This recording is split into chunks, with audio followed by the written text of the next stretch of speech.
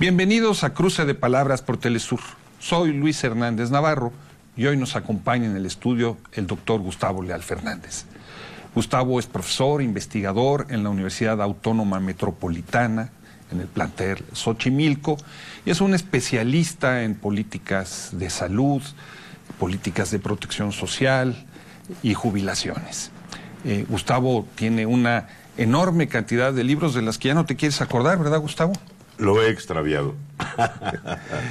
Gustavo, cuando hablamos de pensiones en México, tenemos que distinguir muy claramente que la mitad de la población, por lo menos, no tiene acceso a ellas. Se encuentra en la informalidad y no ha cotizado a ningún sistema de protección para la vejez. Es un problema. Es un problema muy serio y es uno de los resultados de las mal hechas reformas de los últimos 21 años, la del IMSS, la del ISSSTE, la de CFE, la de Pemex, la de la Banca de Desarrollo, y en efecto de 10 trabajadores, 6 los tenemos fuera de un esquema formal de futuro pensionario. ¿Y esa gente cómo le hace para sobrevivir entonces? ¿La mantienen sus hijos? Bueno, parte del problema es eso, que México tiene un traslado, podríamos decir, del bono demográfico. No hemos acabado de ver cómo va a explotar exactamente eso que está señalando, pero lo hemos visto en otras partes. Por ejemplo, en Chile ya fue manifiesto, en Japón también lo hemos visto manifiesto, también en Estados Unidos se empieza a ver a partir de la gran reforma neoliberal que ellos impusieron en los últimos 25 años. Si México no toma medidas, eso veríamos de manera muy catastrófica, digamos. Cuando hablamos de pensiones, estamos hablando de varias cosas al mismo tiempo, porque no es lo mismo el sistema pensionario de los trabajadores al servicio del Estado de aquellos trabajadores que laboran para la iniciativa privada. Claro. Sí, en México tenemos dos grandes pilares, digamos, el apartado A, los trabajadores al servicio de la iniciativa privada, que están cubiertos en el Instituto Mexicano del Seguro Social, y los del apartado B, los trabajadores al servicio del Estado, que están cubiertos con la ley burócrata, que le llamamos la ley del ISSSTE. Además tenemos una gran cantidad de leyes estatales, ¿verdad? Entonces tenemos esos dos grandes pilares que son lo que soporta a ese 40% de la población que tiene una pensión definida. Una de las características del empleo que se está creando en México es el de la precariedad.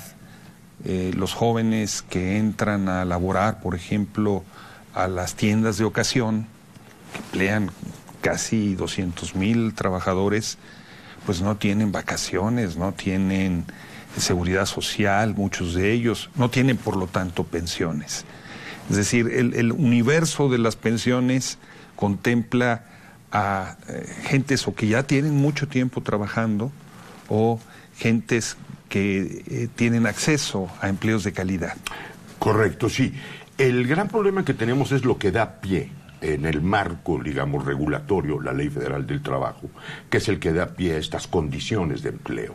Entonces, desde 1982 hasta 2018, los gobiernos mexicanos y sus tecnocracias han apostado por una deslaboralización.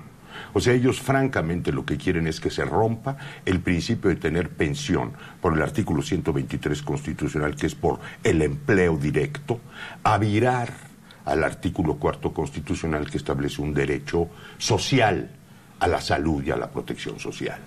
Eso se ha jugado en México con variaciones en los últimos 36 años.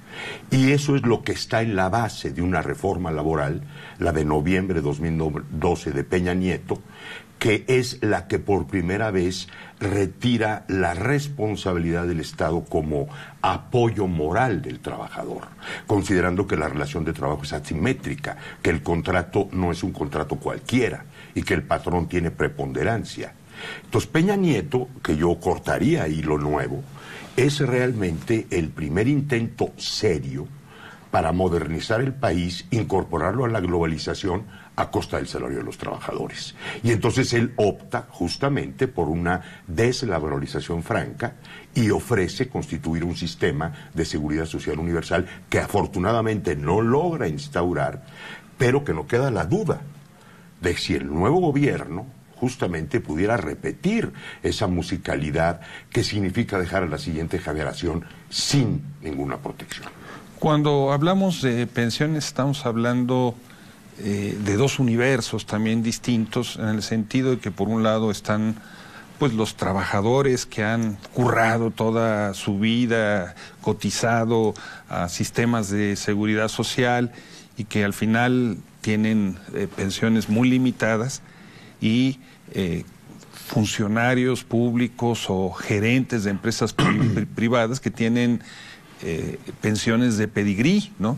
Hay muchos casos de trabajadores del más alto nivel, por ejemplo, de las empresas energéticas mexicanas, que disponen de pensiones estratosféricas en relación con las que reciben la mayoría de los trabajadores. Es muy exacto eso. En México hay una gran heterogeneidad dentro del universo de la propia población cubierta. El grueso de los trabajadores lo tenemos en un porcentaje de los 5 salarios mínimos, 6, 7, 8. Y luego tenemos hasta arriba, en efecto, lo que llamaríamos las pensiones doradas, no de los expresidentes o ministros de la Suprema Corte, sino de esas capas ejecutivas que están en el tope de 25 salarios mínimos o 25 UMAS. En efecto, ahí la brecha es enorme y parte de lo que pensamos mi grupo de trabajo y yo mismo que hay que hacer es inmediatamente establecer un grupo de estudio que haga un corte de caja en estos últimos 21 años y precise perfectamente que esas heterogeneidades no pueden proseguir en el futuro. Hay que dar un barrido de homogeneización a todo el sistema pensionario hacia el futuro. Pero ese es un trabajo nuevo que hay que hacer, haciendo previamente este corte de caja y señalando estas inequidades verdaderamente bárbaras. ¿Sí? Cuando uno ve la vida que llevan los pensionados, por ejemplo, en los países de la Unión Europea, uno puede encontrar allí una calidad de jubilación que no tiene nada que ver con la que se vive en México. Los pensionados tienen vacaciones, viajan, pueden ir a los museos, estudiar. Y aquí muchos jubilados se ven obligados a buscar un nuevo empleo de manera ilegal en muchas ocasiones para poder sobrevivir. Es exacto, sí. Las pensiones europeas, como también las norteamericanas, incluso los fondos 401k, etcétera, las pensiones de ciertos países como Singapur, digamos, en los modelos de los tigres asiáticos, tienen la característica de que son pensiones reales. La gente no solo puede vivir de esa pensión, sino es una pensión que les abre lo que André Gorz muy bien planteó al final de su vida, seguramente él mismo pensando en su situación, como un otro tiempo, lo que yo al trabajar con los grupos de jubilados y pensionados presento como la verdadera agenda del tiempo del jubileo, que es otro tiempo de vida, otro tiempo de esparcimiento. Eso no existe en México. Las pensiones están peleando contra la inflación y están peleando sobre todo contra una cultura de golpeo mediático que quiere ponerlas como un asunto meritocrático. Por ejemplo, la prensa insiste, hay trabajadores de Pemex que se están llevando 45,000 pesos mensuales. Sí, señor, por supuesto. Eso se trabajó, es justo y se tiene que pagar. $2,200. Claro. Pero son los topes en Pemex. Cuando vemos la media que yo decía en el apartado A o en el apartado B, todavía peor en la ley del ISSSTE, ¿verdad? Donde tenemos salarios mucho más bajos. No hay manera de que, y esa es la esperanza que yo tengo, que el gobierno ponga ahora a debate, de que se siga planteando esto como un costo y no como un derecho, que es lo que hay en Europa. Ahora, en Europa hay que tomar también en consideración que los gobiernos han sido siempre capaces de preservar, por el peso electoral que tienen, estos grupos de jubilados y pensionados. La experiencia más reciente la tenemos en España, donde una movilización enorme puso al gobierno de Rajoy contra la pared, y ahora Sánchez, por el Partido Socialista Obrero Español, no ha tenido menos que ajustar los presupuestos a esa presencia. Eso es lo que en México, dado el fenómeno partidocrático, muy pronto también, creo yo, va a cambiar. Tenemos 12 millones de jubilados Y seguramente sus jubilados y pensionados van a empezar a pensar y a pesar en este sentido, y lo que necesitamos es virar la manera de plantear el problema. Trajiste a colación un enfoque muy interesante. Generalmente cuando se habla de los pensionados, se habla como si fueran privilegiados. Exacto. No tienen derechos, tienen privilegios en relación con el resto de la población. Incluso las palabras que se usan para las pensiones son palabras como carga. Exacto, costo. Las finanzas tienen Costo que cargar fiscal, y no carga. como un derecho ganado después de muchos años de trabajo. Exacto. Sí, ese es un punto que yo he insistido mucho en México y venturosamente contamos con grupos muy avanzados en las organizaciones de jubilados y pensionados, pero no solo, también entre los trabajadores activos que se me acercan mucho, que están por jubilarse, y especialmente por mi condición de profesor con los jóvenes, digamos. Yo por eso hablo de 3 generaciones. El secreto es hacer una propuesta integrada, donde no se separe a jubilados y pensionados de los activos, que se van a jubilar, los que están trabajando ya, y de los jóvenes, con la intención justamente de lo que tú ahorita subrayas. Esperamos que el nuevo gobierno supere ese enfoque, porque ese enfoque es absolutamente irresponsable e irrespetuoso respecto a la generación que ya trabajó y a los que están trabajando. O sea, la pensión representa un nivel de dignificación. Y aquí viene un problema de fondo con la propuesta de López Obrador. López Obrador inmediatamente ha presentado la duplicación de la pensión para adultos mayores como una de sus grandes políticas e incluso con pretensiones de universalizarla. El pequeño problema es eso no es una pensión. Una pensión es para quien trabajó los 30, los 35 años y se ha ganado ese derecho. Ellos deberían llamarle a eso un apoyo alimentario, porque lo que están haciendo es abusar de la palabra pensión y además no presentarlo como un esquema universal, sino decir que se trata de una transferencia donde el gobierno va a colocar recursos que van a complementar con un apoyo la capacidad de consumo de todas estas personas. Pero no es una pensión, y por ahí deberíamos empezar, por hablar un lenguaje preciso. Hagamos una pequeña historia de esto que está señalando. Cuando Andrés Manuel López Obrador fue jefe de gobierno en la Ciudad de México, impulsó un programa pionero en muchos sentidos de otorgar a las gentes de la tercera edad una cantidad de dinero fija, mensual, independientemente de si habían cotizado algún sistema de seguridad social. Ese sistema después fue retomado por el gobierno federal. Fusilado. Fusilado, copiado, como por le Fox. decimos en México. Fusilado por Fox.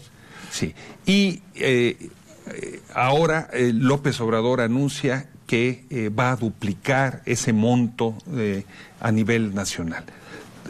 La pregunta sería si un esquema de esa naturaleza, Gustavo, es viable, pero vamos primero a una pausa. Correcto. Y a ustedes, amigos, amigas, las invitamos a que continúen con nosotros. Volvemos en muy breves instantes.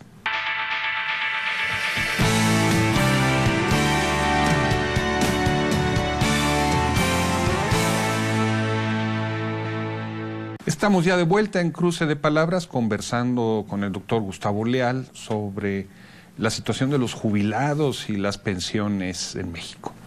Gustavo, antes de irnos al corte, hacíamos un recuento de lo que habían sido las políticas de Andrés Manuel López Obrador hacia la tercera edad, y te preguntaba yo si un esquema como el que propone de ampliar, duplicar en los hechos esta transferencia, tú llamas que se trata de una ayuda alimentaria, es viable. Porque durante la campaña fue señalado esto como una medida populista, queriendo con ello descalificarla.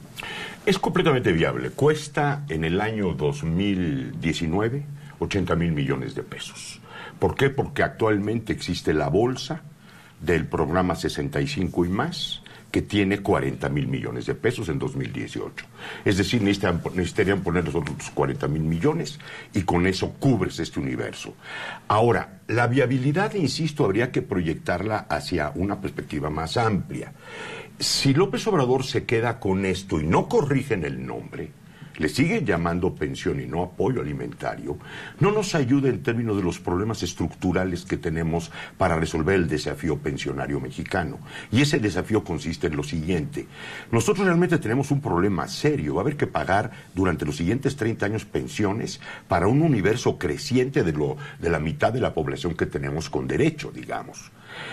La tecnocracia trató de reformar, reformó mal, y el fracaso se lo quiere atribuir a la ignorancia de los trabajadores. Yo lo que propongo frente a eso es que haga un corte de caja, que se reconozca que las reformas están mal hechas y que si hoy día se va a pagar tanto en pensiones es porque esas reformas tienen un costo fiscal extra. Le llamamos los caramelos de la reforma, tanto en el IMSS como en el ISSSTE. Hecho esto, entonces nos queda el siguiente asunto. El tigre ya está ahí. El problema está ahí. Tenemos que pagar eso. Ahora, ¿cómo lo hacemos mejor? Y entonces, hablar de pensión duplicada universal nos confunde, porque lo que tenemos que resolver es otra cosa. ¿Cuál es el monto de esa pensión? Son 1,200 pesos lo que van a proponer ellos, pero a nivel nacional. Porque ahorita la pensión es la de 65 y más, es bimestral, son 580 pesos bimestrales. Ellos la van a hacer mensual por 1,200 pesos.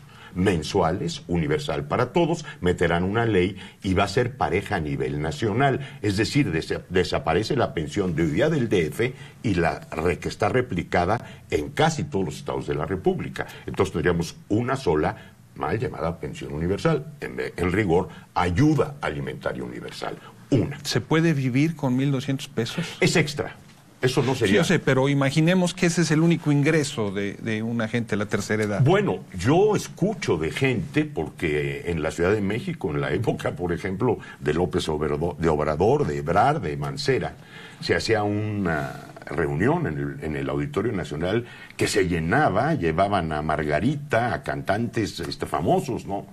Y sí, la verdad es que 1,200 pesos... donde no puedes comprar alcohol, es una ayuda considerable para una familia, sobre todo para un adulto mayor que, por ejemplo, dependiera alguna vez de que lo que el hijo le quisiera dar, ¿no? Aquí volvemos a un poco al problema que tú señalabas. En México no solo necesitamos superar la visión del pensionado como un costo, sino en la propia familia, y hace falta algo muy importante, es el que no hace nada. Entonces, ese al cual le podemos dar las otras responsabilidades. Por ejemplo, yo conozco pensionadas muy guapas, de 40, 60 años, muy bien conservadas, que son las que se encargan de lo pesado, que es cargar a la familia enferma. Eso es completamente absurdo, porque una mujer es mucho menos fuerte que el hombre que va a atender. Pero hay ese asunto que ha generado esta cultura tecnocrática y fomentado, diría yo, incluso por escuelas como las de Chicago. Hay un premio Nobel, Richard Thaler, un gran premio Nobel que acaba de escribir obra respecto a la economía conductual.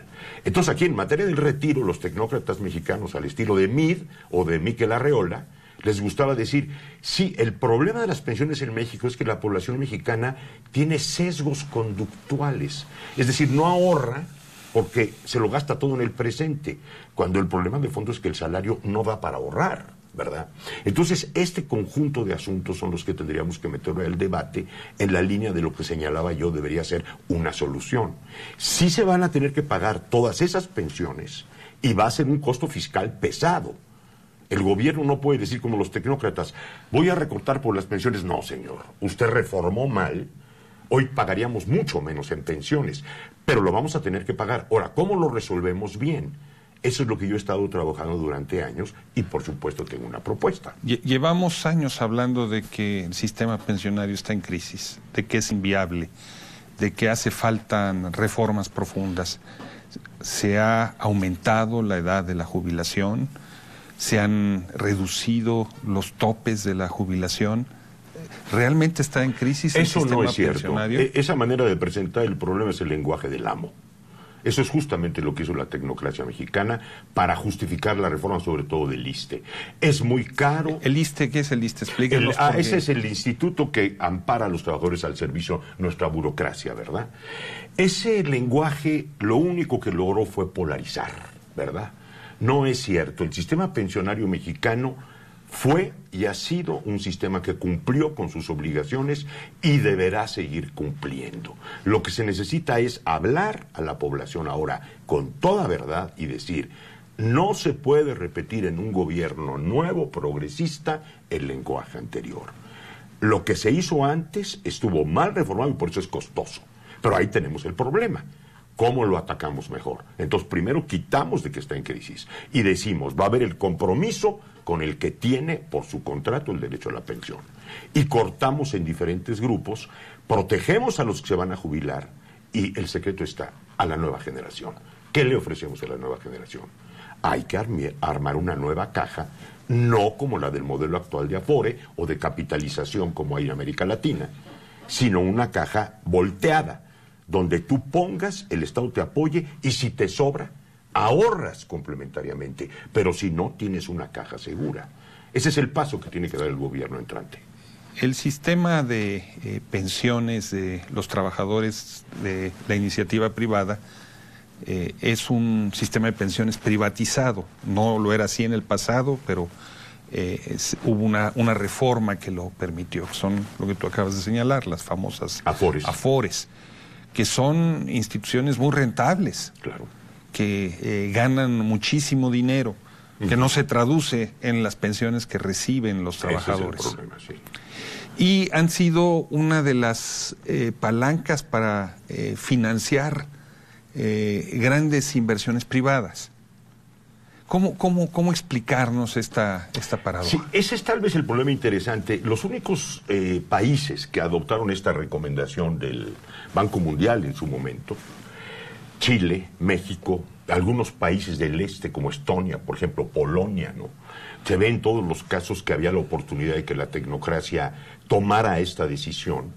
25, 20 años después, lo que vemos es que generaron un monstruo. Y eso es lo que explica justamente lo que tú señalas. O sea, vivimos en un monstruo. Vivimos en un monstruo por lo siguiente: le llamamos sistema de ahorro para el retiro. Sí es un sistema de ahorro forzoso, pero no es un sistema de retiro. O sea, es un éxito como sistema de ahorro.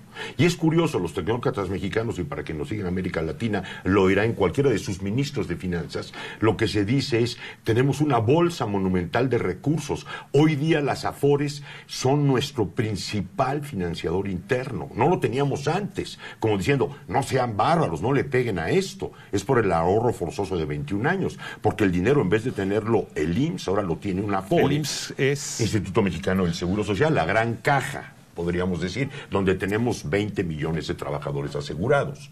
Entonces, tenemos esos recursos no en una caja pública, sino lo tenemos en una administradora privada, y con eso podemos financiar el desarrollo. Yo les digo: perfecto, eso está muy bien. Ahora, el problema es que ese dinero es para las pensiones. No porque ustedes financien al gobierno o financien carreteras o hospitales, hoteles, ¿no? O incluso en México aeropuertos, ¿no? Es decir, ese dinero debería ser rentable para que la pensión fuera más alta. Entonces, 21 años después, ¿qué tenemos? El dinero es descomunalmente grande, son 3.4 billones de pesos. Pero la pensión es del 25%, un cuarto del salario. Cuando en cualquier régimen, el que se jubila, se sabe, se va con la mitad. Pero se va estable, es decir, con el 50, con el 60%. Entonces, el caso mexicano como el chileno está atascado en eso, porque los gobiernos no han tenido voluntad. Bachelet lo intentó y no pudo. Los Kirchners hicieron una nacionalización, Evo Morales en Bolivia. En todos esos casos vemos que hay un problema que ahora en México tienen oportunidad. La oportunidad sería decir: primero, por la siguiente generación, construyamos una nueva caja para esos jóvenes precarios que no tienen ninguna expectativa. Y lo otro, ajustémoslo para que se respeten los derechos, pero vamos a dar un golpe de timón al sistema pensionario y vamos a dejar decir que es inviable, que es una carga y que los jubilados nos van a acabar comiendo el presupuesto, que es lo que decía el candidato de la derecha o los candidatos de la derecha en México. Eso es lo que tú dices de tu diagnóstico. Claro. ¿Qué dice el futuro gobierno de López Obrador? El futuro gobierno de López Obrador no dice en esta materia nada. El nuevo secretario de Hacienda, Carlos Ursúa, hizo una peligrosa declaración al siguiente día de tomar posesión, bueno, de ganar la elección, el 3 de julio, diciendo que el problema de las pensiones crecía. Yo inmediatamente escribí un artículo en nuestro periódico La Jornada aclarando, señor secretario, mucho cuidado. Usted representa ahora un gobierno con un mandato del cambio, o señor secretario, por a punto de serlo. No utilice ese lenguaje porque ese es el lenguaje del cual venimos. Constituya una comisión de estudiosos, hagamos el corte de caja y vamos a buscarle una solución al problema. Pero no digamos que las pensiones son un problema que se está agravando, porque eso es lo que dijeron las anteriores administraciones.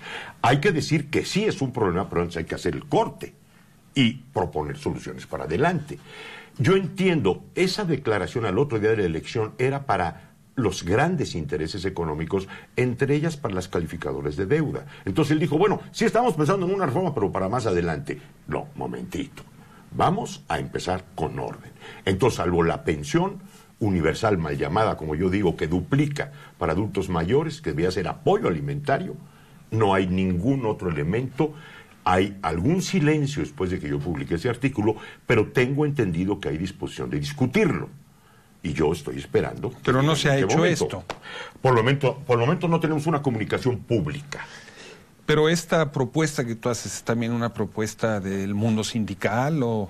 Por supuesto, es ante todo una propuesta del mundo sindical, de los trabajadores y sobre todo de los jubilados y pensionados. Sí, es una propuesta con pie popular, digamos, no es una propuesta académica. Gustavo, muchas gracias por estar con nosotros en este cruce de palabras, y ustedes, amigos, amigas, muchas gracias por su amable compañía. Ya saben, los esperamos la próxima semana aquí por Telesur.